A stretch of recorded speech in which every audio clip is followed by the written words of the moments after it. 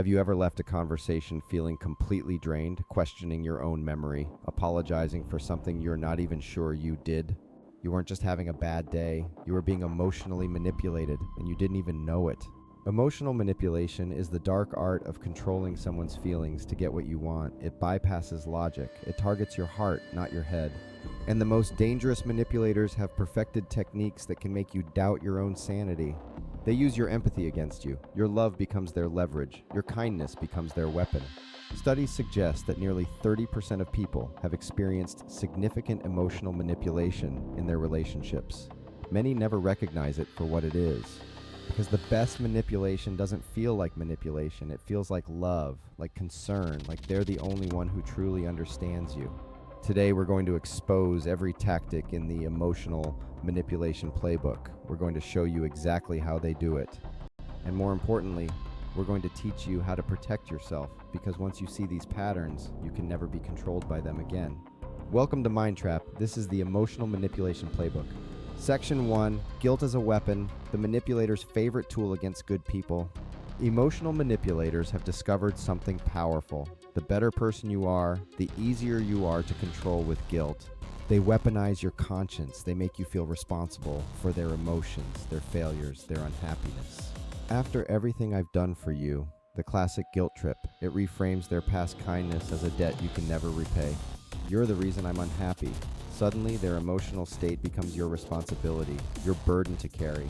Guilt trippers create impossible situations. If you set boundaries, you're selfish. If you have needs, you're demanding. If you disagree, you're hurting them. They keep a mental ledger of everything they've ever done for you, and they'll cash in those favors whenever you try to assert yourself. The truth, you are not responsible for other people's emotions. You can be kind without being a hostage. Healthy relationships don't require constant guilt. Love doesn't come with strings attached. Care doesn't keep score. When someone consistently makes you feel guilty for having needs, for setting limits, for being human, that's not love, that's control. A healthy person says, I feel hurt, when a manipulator says, you always make me feel. Remember, you can care about someone without accepting responsibility for their entire emotional existence.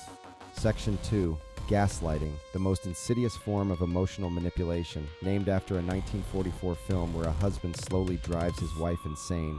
Gaslighting is psychological warfare. Its goal is simple: make you doubt your own perception of reality. That never happened. The gaslighter's favorite phrase. They deny events you clearly witnessed, conversations you clearly had. You're imagining things. You're being paranoid. That's not what I said. Over time, you start to wonder, am I crazy? You're not crazy. You're being systematically programmed to distrust yourself, and it's working exactly as designed.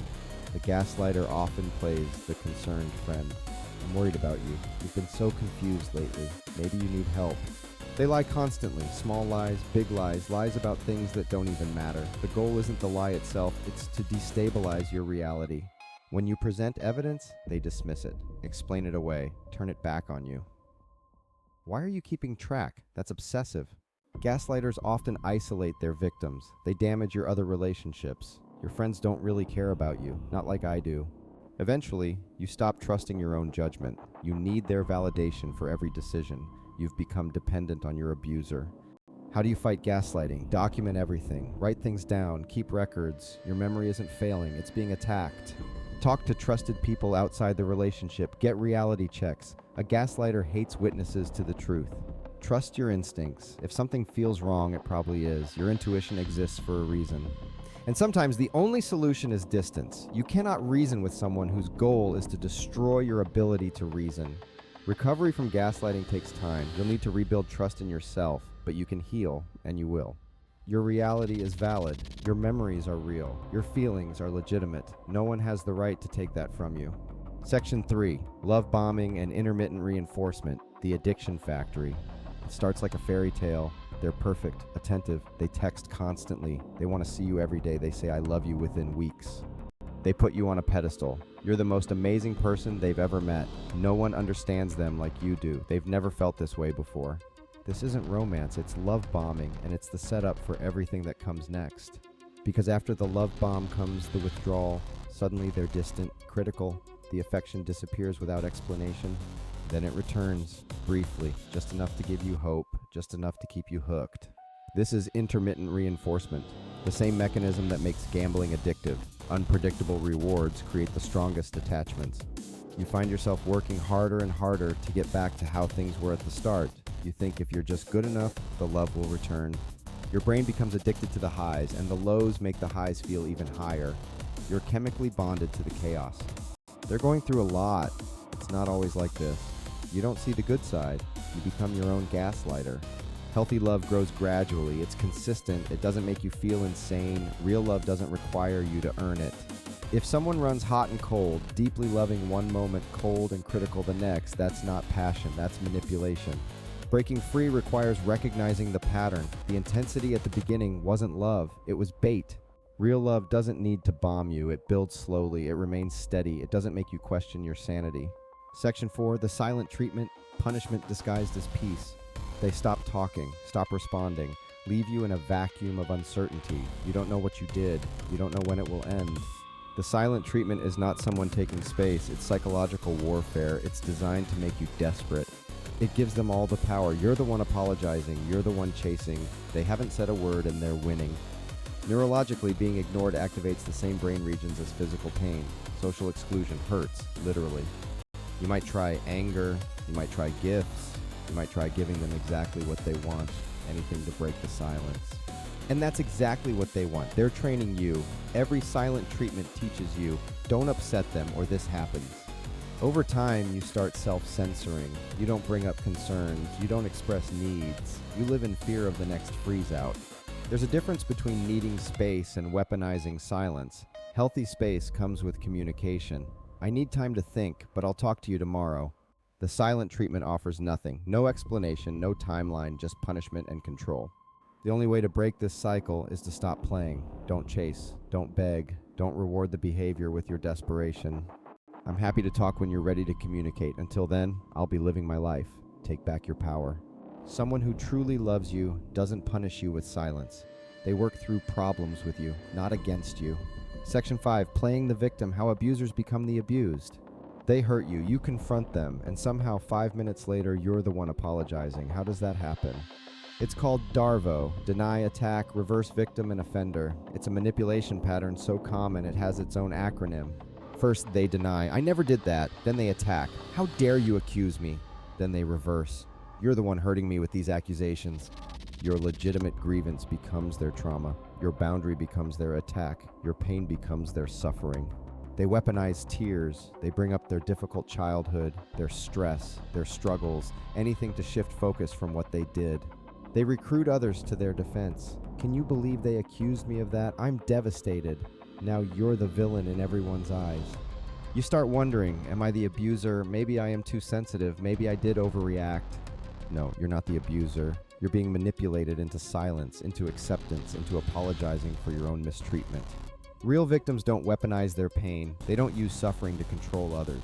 There's a difference between being hurt and using hurt as a tool. Don't let tears derail accountability. Empathy shouldn't override your reality. You can acknowledge someone's pain without accepting blame you don't deserve. When they deflect, return to the point. I understand you're upset, but I still need to address what happened. Don't let them change the subject. Remember, being sad about consequences is not the same as being a victim, and calling out manipulation doesn't make you an abuser. Section 6, emotional blackmail, when love becomes a hostage situation. If you really loved me, you would. If you leave, I'll hurt myself. You're the only thing keeping me alive. Emotional blackmail is terrorism of the heart. It uses fear, obligation, and guilt to override your free will. Experts call it fog, fear, obligation, guilt, the three weapons that keep you trapped in situations you would otherwise leave. Self-harm threats are the most devastating form. They make you responsible for their survival. Every choice becomes life or death. You can't leave, you can't disagree, you can't have needs, because any of these might push them over the edge. Let's be clear, using self-harm threats to control someone is abuse. It is not your job to be someone's only reason to live. If someone threatens self-harm, contact professionals. Crisis lines exist for this. It is not something you can or should manage alone. You cannot set yourself on fire to keep someone else warm. Your life matters too. Your well-being matters too. I care about you, but I cannot be responsible for your choices. If you're in crisis, let's contact professionals who can help. Section 7, protecting yourself, how to become manipulation-proof. First, trust your discomfort. If something feels wrong, don't explain it away. Your instincts evolved to protect you. Listen to them. Maintain outside relationships. Manipulators isolate. Stay connected to friends, family, and reality checks outside the relationship. Set boundaries early and enforce them consistently. Someone who loves you will respect limits. Someone who manipulates will fight them. And sometimes the answer is to leave. Not every relationship can be fixed. Not every person will change. Protecting yourself isn't giving up, it's growing up. Recovery is possible. The fog lifts. Your sense of self returns. You learn to trust yourself again, and you emerge stronger than before. Your emotions are yours. Your reality is yours. No one has the right to weaponize your heart against you. Stay aware, stay protected, and stay tuned for more Mind Trap.